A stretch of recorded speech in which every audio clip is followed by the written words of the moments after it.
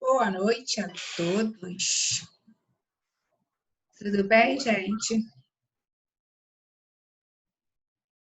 Sâmia chegando aqui. Boa noite. Sala bonita. Boa noite.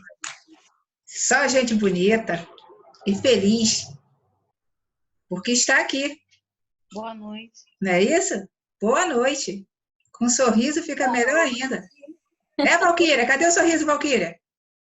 Val, É isso aí, tô te Adriana. vendo, hein? Vamos lá, gente. Que bom ver vocês. A gente vai... perguntar se você é feliz e cansada. Mas a dentadura não sai, não. Pode continuar sorrindo. Vamos lá. A gente vai começar o nosso estudo de hoje com o ideal espírita. Boa noite, Sâmia. Vi tua mensagem aqui. Com o ideal espírita, quem vai fazer a leitura e o comentário vai ser a nossa amiga Fátima. É essa página aí, Cérebro e Estômago, tudo a ver com ela. E, em seguida, o Roberto vai iniciar o capítulo 10, que é Bem-aventurados os que são misericordiosos. E ele vai ler do item 1 até o item 3 e comentar para a gente. Perdoai para que Deus vos perdoe. Então, vou passar a palavra para a nossa amiga Fátima para iniciar o nosso estudo. Fá? Boa noite a todos. Boa noite. Vamos começar a página de preparo. Cérebro e estômago. Se pretenderes ajudar o cérebro que desatina, atende igualmente ao estômago que padece. Mente sã em corpo são, doutrinava a cultura antiga. E ninguém terá pensamento sadio sem digestão correta. Claro que não nos referimos aqui aos abusos do prato, mas à refeição frugal e pura, que mantém a saúde física. Não olvidemos, assim, a obrigação de sossegar as necessidades básicas do próximo para que lhe possamos doar a mensagem de nossa fé. Nem somente pão excessivo que reduma em moléstia a viciação, nem somente discurso sistemático que resulte em demagogia e retórica. Orientação para o cérebro, socorro para o estômago, exemplo e lição, atitude e palavra, alimento e agasalho, remédio e consolo, estudo que edifique, bondade que reconforte, refeitório que restaure, escola que ilumine. Através do Evangelho, do capítulo 6, dos Atos dos Apóstolos, somos informados de que, no primeiro santuário do cristianismo em Jerusalém, havia quem amparava os sedentos de luz e quem servia aos famintos de pão. Conjugavam-se tribuna e mesa, verdade e amor para a vitória da luz. Assim sendo, no apostolado espírita, que revive o ministério divino de Nosso Senhor, não nos esqueçamos das aflições da alma e do corpo.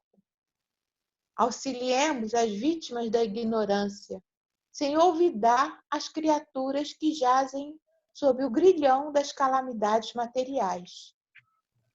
O cérebro depende do estômago para governar a vida orgânica. O estômago depende do cérebro para sustentá-lo. Ambos reclamam atenção e carinho.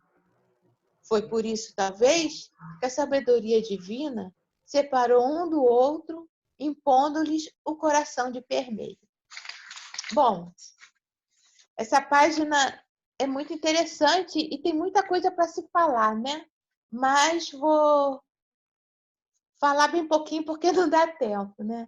Então, esse título aqui ele já vem mostrando dessa relação, né, do cérebro com o estômago a todo instante. No momento em que tem fome, ele avisa, né? O cérebro manda o estômago manda aquela comunicação para o cérebro, dizendo que está na hora de ser alimentado, né? E a hora de ser saciado, ele também avisa. Então, essa relação é o tempo todo. Quando ela diz assim, mente sã e corpo são, essa frase foi dita durante o primeiro século antes de Cristo, né? E isso hoje em dia está uma coisa assim tão atual, em que a gente percebe que essa falta de alimentação que está ocorrendo, né? Tantas famílias necessitadas, tantas pessoas passando fome, e com isso leva a dificuldade do entendimento, dificuldade da aprendizagem, né? Quando é aquela falta de alimento temporário, é a falta de concentração. Quando é aquela falta de alimento por um período prolongado, que traz a desnutrição, é a dificuldade, né, em aprender, em assimilar o conteúdo. E ela diz também uma coisa aqui que eu gostei: ninguém terá pensamento sadio sem digestão correta. E é verdade, porque quando nós fazemos do nosso estômago, como diz o André Luiz, um saco de lixo, né? A gente começa a colocar alimentos gordurosos, bebidas alcoólicas, refrigerantes. Isso traz digestão, traz aquela sensação traz azia, traz sonolência, traz desânimo. E ninguém consegue assimilar nada, não consegue estudar, não consegue ouvir, nem entender nada do que está se passando dessa situação. A tendência qual é? É a pessoa dormir. Então, não vai ter atenção nenhuma, né? Então, é necessário, dentro desse contexto, né, desse texto que ela está falando, e que é a verdade, é necessário primeiro matar a fome, antes de se passar qualquer conteúdo, antes de se passar qualquer palavra, né, que venha, que possa levar ao esclarecimento, porque se com fome, com certeza o estômago é que vai falar mais alto. Eu, pelo menos, sou uma. Eu, com fome, eu não consigo fazer nada. Eu preciso parar, eu preciso comer. Não tem jeito. Depois que eu comer, até eu posso fazer de tudo. Então, eu entendo perfeitamente isso que ela está dizendo, né? Então, e ela dá esse alerta, dizendo da necessidade básica do ser humano, né? Que é uma alimentação. Não é aquela alimentação exagerada. Não, coisas simples, mas que vai trazer a nutrição, que vai trazer a oportunidade daquela pessoa de aprender, né? Não adianta, é uma coisa que eu sempre me debati muito dentro dos grupos de estudo, quando se falava assim, o Brasil tem que ter educação. Sim, tem que ter educação, mas se não tiver saúde, não vai aprender. Não vai conseguir aprender, porque a desnutrição na infância, na gestação, já faz com que a criança, quando chega na época do colégio, ela não vai conseguir assimilar nada, ela não vai entender nada. Então, o que adianta ter educação se não tem a saúde, se não está tendo a nutrição ideal, né, para esses seres humanos? Outra coisa que eu gostei muito do que ela falou é quando ela diz o seguinte. Desculpa, gente, que hoje eu não passei bem, eu fiz as coisas meio. Tá? Outra coisa que ela falou assim, socorrer e consolar com Jesus. Por quê? A gente tem que socorrer, sim, aquele irmão que está necessitando e a gente tem que levar os ensinamentos de Jesus trazendo aquele conforto. Mas tem que levar como? De uma forma tranquila, de uma forma dando exemplo. Eu acho que tudo parte do exemplo, que não adianta a gente passar um ensinamento, passar uma doutrina e a gente não exemplificar através das nossas atitudes, né? Ela fala também do alimentar o corpo e a alma, como ocorria no primeiro santuário do cristianismo de Jerusalém, né? Direcionado a todos os irmãos ao caminho da luz. Então, sempre estar atento a isso. A fome do corpo tem que ser saciado para depois a gente conseguir saciar a fome da alma. O cérebro depende do estômago, ela fala assim, que o cérebro depende do estômago para governar a vida orgânica. E o estômago depende do cérebro para sustentá-lo. Isso é verdade, porque eles fazem esse feedback. Eles estão sempre nesse processo, né? Então, o estômago, ele libera, no momento da fome, ele libera a grelina, e avisa ao cérebro que ele está precisando daquela alimentação, ele está precisando ser saciado. E quando ele está saciado, ele libera a leptina, comunicando que ele já não precisa mais daquele alimento. Então, isso que ela fala aqui realmente é muito interessante e é um alerta para todos nós, né? E ela termina da seguinte forma: foi por isso, talvez, que a sabedoria divina separou um do outro, impondo-lhe o coração de permeio. Eu entendi que ela colocou isso de uma forma poética, mas verdadeira, né? Porque o cérebro e o estômago ela colocou como dois órgãos racionais e trazendo o coração como equilíbrio emocional para os dois. Gente, eu peço desculpa a vocês hoje que ficou uma coisa meio... Não ficou uma coisa muito bem feita, Ficou mas sim. eu agradeço. Ficou sim. Você sempre faz as coisas muito bem feitas. Não se preocupe. Obrigada pelo incentivo. Mas é verdade. Né? Eu gostaria de comentar essa parte que você leu, quando a irmã Sheila fala, né, dos apóstolos, do ato dos apóstolos. Essa parte tem uma alusão a essa parte do Evangelho em Paulo e Estevão. Não lembro qual o capítulo, mas é no momento em que exatamente os apóstolos estão tentando falar, pregar a palavra para aquele grupo de famintos, de pessoas que estavam ali buscando comida, e aí tem uma hora que Simão Pedro e João percebem que não adiantava mais nada, eles falaram que as pessoas não estavam conseguindo assimilar, então eles deixaram de lado, naquele momento, a palavra do Cristo e falaram, vamos alimentar. E aí começaram a dar o alimento e, nesse momento, eles não estavam dando conta, né, de alimentar a todos, e aí eles chamam 7 auxiliares, e um deles é Estevão, né? E aí, com a doçura dele, ele ajuda na alimentação e vai falando as palavras do Cristo, e ele consegue acalmar, curar e alimentar as pessoas. É uma passagem muito bonita de Paulo e Estevão. Valquíria? Bem rápido. Essa questão da alimentação, né, ser importante. Eu tenho, o pouco que eu tenho acompanhado dessa questão da pandemia e tal, parece que os mais afetados, né, aqui no Brasil são pessoas de 20 a 39 anos, e tenho visto também muitos idosos saindo curados, né, sendo curados, né, do coronavírus. E aí até andei conversando com o Jair e falei assim, gente, só pode ser alimentação, porque de 20 a 39 anos, a geração sanduíche, né, McDonald's, etc e tal. Tem a ver. Os idosos, eles fazem uma alimentação Pode ser. mais nutriente. Verdade, Valquíria, pode ser sim. Sua voz sumiu, mas contribuiu. Obrigada, Val. Fátima, volto para você fazer a prece, que a gente já está em cima da hora. Sâmia está com a mãozinha levantada, Sâmia? Quer falar rapidinho? Oi, Adriana. Boa noite. Falar rapidinho. Achei bem interessante essa ligação que ela fez com o coração mesmo, né? Trazendo esse lado emocional importantíssimo, né? Tanto para o estômago como para o cérebro.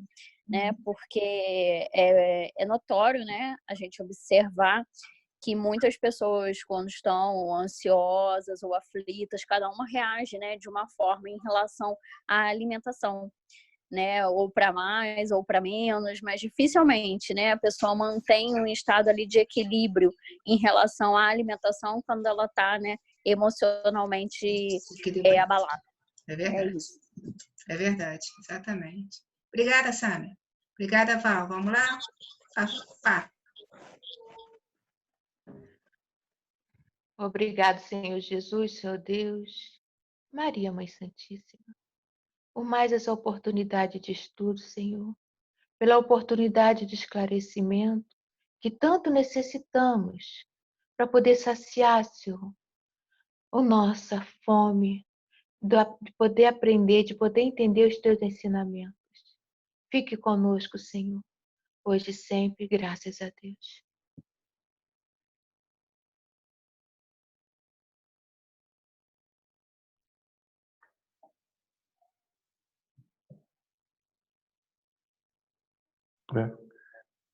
Adriana, seu som não tá mudo aqui. Você está com o som bloqueado. Desculpe. Obrigada. É que eu botei no mudo para a Fátima fazer a prece. Está passando muita moto aqui na rua, então tá o som vindo aqui. Desculpa, mas era só para passar a palavra para você. Tá bom. Hoje o nosso estudo é o capítulo 10, Bem-aventurados misericordiosos. É o início do item 1, 2 e 3. Perdoai para que Deus vos perdoe. Item 1. Bem-aventurados os misericordiosos, porque eles alcançarão a misericórdia. Se perdoardes aos homens as ofensas que vos fazem, também vosso Pai Celestial vos perdoará os vossos pecados. Mas se não perdoardes aos homens, tampouco vosso Pai vos perdoará os vossos pecados. Mateus. O item 3. Se teu irmão pecar contra ti, vai e corrige-o entre ti e ele somente. Se te ouvir ganhado, terás a teu irmão. Então, chegando-se Pedro a ele, perguntou: Senhor, quantas vezes poderá pecar meu irmão contra mim, para que eu lhe perdoe? Será até 7 vezes? Respondeu-lhe Jesus: Não te digo que até 7 vezes, mas até 70 vezes 7 vezes. Mateus. Esse assunto, né, da misericórdia, do perdão, é de tal importância que nós vemos ele repetido, né, algumas vezes por Jesus, e os espíritos, né, encarregados do nosso esclarecimento também dão bastante ênfase a isso. E nós temos até esse assunto tratado na oração, né, dominical que Jesus nos deixou, né? Perdoai as nossas ofensas, assim como nós perdoamos aqueles que nos ofenderam. Porque esse é um assunto fundamental. O perdão, né? Nós estamos num planeta de provas e expiações de que todos nós somos equilibrados. E quantas vezes nós ofendemos aos outros propositalmente, ofendemos aos outros sem perceber que estamos ofendendo, quando nós não ofendemos aos outros e os outros se sentem ofendidos, quando outras pessoas não nos ofendem, nós nos sentimos ofendidos. E esse sentimento de rancor, esse sentimento de raiva que muitas vezes a gente sente, né? Porque a gente não tem esse perdão no nosso coração, é uma coisa que faz um mal tremendo para a nossa vida como um todo, não só no aspecto espiritual e que se reflete no aspecto físico, né?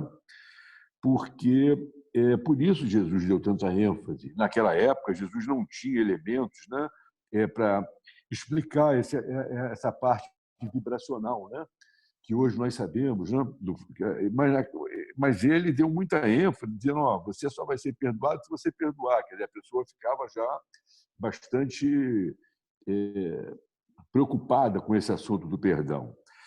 No trabalho que nós fazemos lá de atendimento com a Adriana, lá na Vila Sapê, é um trabalho assim que a gente pode dar uma ênfase até, de certa forma, como sendo alguma coisa voltado para a cura, mas é uma cura onde a própria pessoa se cura, não somos nós quem curamos a pessoa. E uma das coisas que nós vemos é que o que nós percebemos é que a pessoa chega muitas vezes lá com câncer, chega muitas vezes lá com dores, chega com problemas, e todos eles, quando você começa a conversar com eles, quando você começa a envolver no seu carinho, no seu amor, a gente vai chegar num ponto em que eles reconhecem que eles têm um rancor muito grande por alguma coisa, por alguém, por alguma situação, que eles não se davam conta. E como isso acontece com eles, acontece conosco também.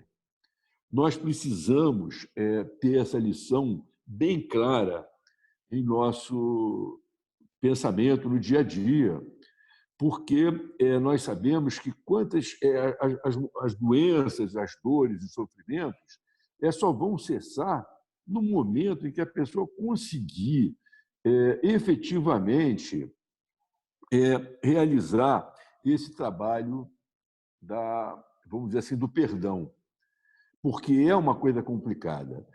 Eu trouxe aqui umas informações, né, do espírito do Hamed, que é um espírito que se apresenta, né, como esse indiano, né?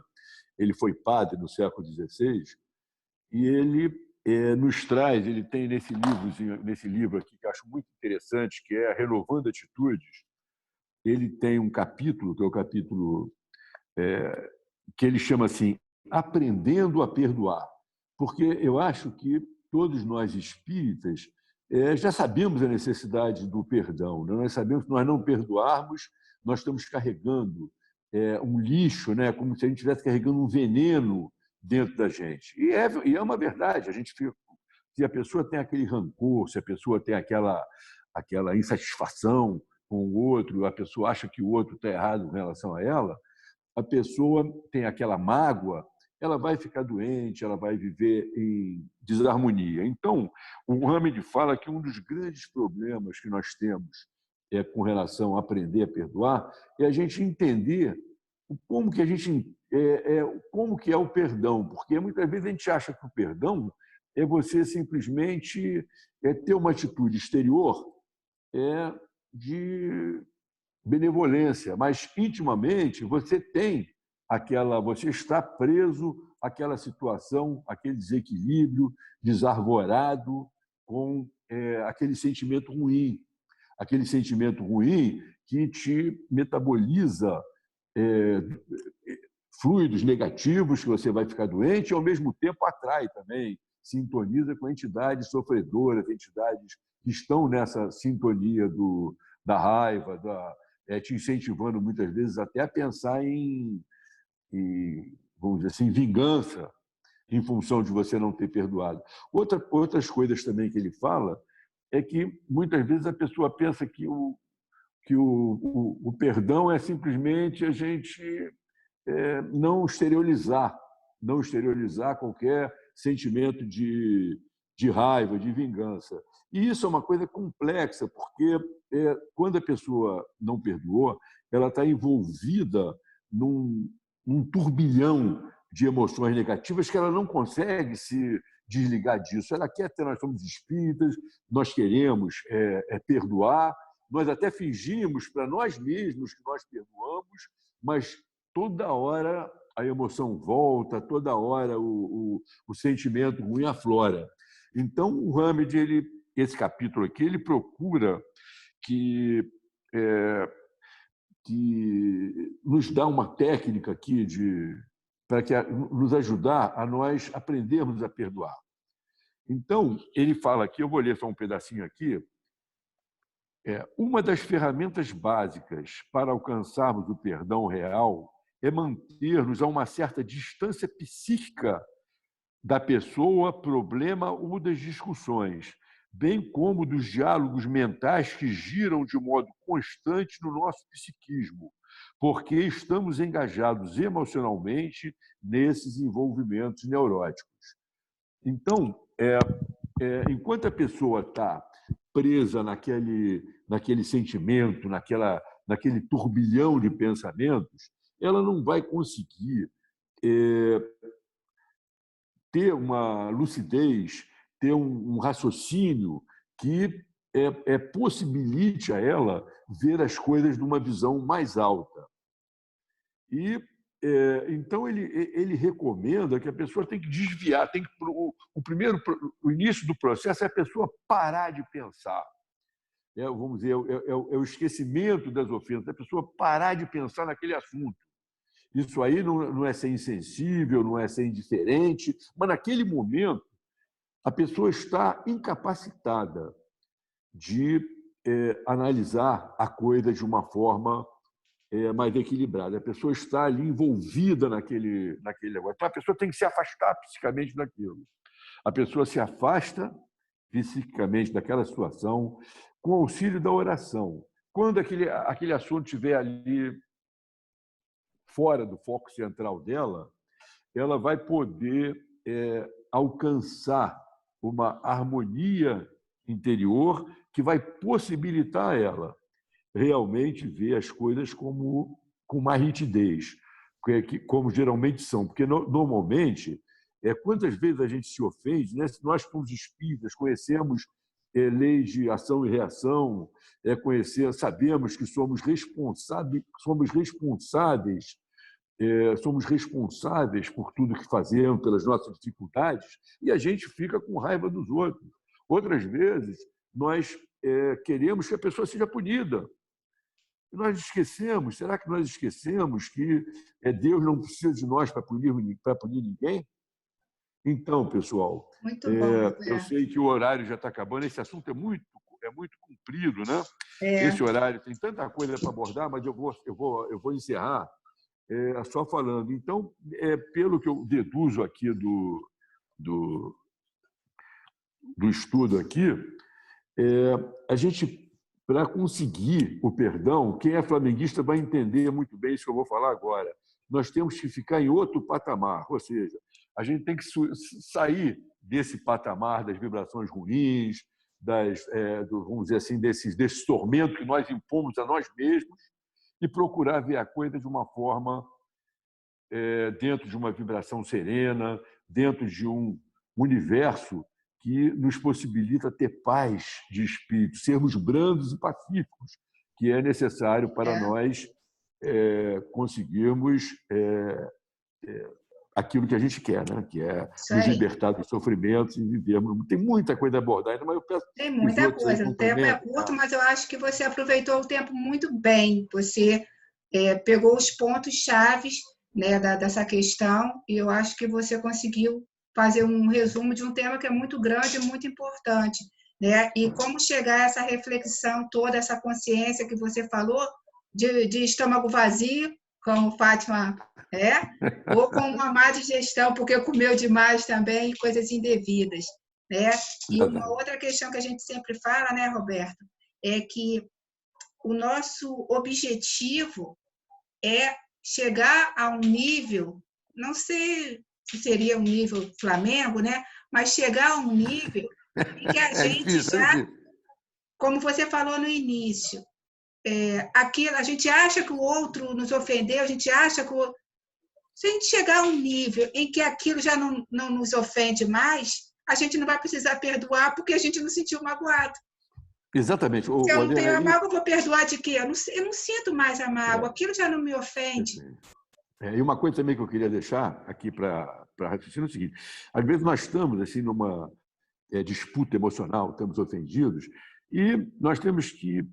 não, fulano tem que pedir desculpa. Nós temos que partir da premissa que sempre, se nós nos consideramos mais amadurecidos, mais preparados, com mais razão, sempre vai caber aquele que está mais iluminado, vamos chamar assim, mais evoluído, tomar a iniciativa da reconciliação. Com certeza. Obrigada, Roberto. Alciné levantou a mãozinha? Oi, amiga. Sim, sim. Ai, Para falar só uma coisa, de um livro que tem Mensagem do Dia, da Sheila, né, da irmã Sheila, que ela fala assim: rompe as algemas e te ata ao pessimismo. Mentaliza o progresso e abraça a tarefa nobilitante. O tempo tudo encaminha e tudo corrige. Entra no clima da prece, em cuja atmosfera ouvirá a voz do mais alto. Segue para frente, contudo, confia em Deus. A felicidade do amanhã começa no pensamento que cultivares hoje. Agora, abraça o ideal elevado, entregando-te ao bem possível. E no final, a vitória será sempre o amor. Seja qual for a dificuldade, fracasso, dor, lição, é a porta de acesso para a esfera superior. Quem agride não te conhece por dentro. Os que muito te bom. desprezam desconhecem tua essência. Pensa no bem e esquece o mal. Muito Boa noite. bem. Ótimo, Ciné, muito boa contribuição. Né? Vem ao encontro disso tudo que a gente acabou de dizer, dos comentários do Roberto, e dessa questão de a gente se manter sempre em equilíbrio, né? Quando nos ofenderem, né? Gosto de sempre falar dessa parte do Evangelho, onde Jesus fala, dê a outra face, né? O que quer dizer é, mostre seu lado bom, quando você achar que alguém te ofendeu, alguém foi agressivo, ao invés de você pagar com a mesma moeda, né? Olho por olho, dente por dente, mostre o seu lado bom, né? Então, se a gente mostra o nosso lado bom, a gente se mantém em equilíbrio e meio que está dando ao outro a oportunidade de estar em equilíbrio também. Então, a gente ajuda os dois lados. A gente chegou ao final, 9h30, passa rápido, né, gente? Estava tão bom. Pois é. Não é, Fernando? Eu ia falar que um segundinho que o Roberto estava dando um receituário como se fosse um verdadeiro médico. Quando botou o Flamengo na jogada, estragou tudo. Também concordo contigo, Fernando. Mas deixa para lá. Eu só diria apenas, a melhor forma de saber se a gente perdoou é se a gente está ajudando já essa pessoa que nos magoou. Bom. Chegou nesse ponto, se você está ajudando, legal. Pronto, é porque você perdoou.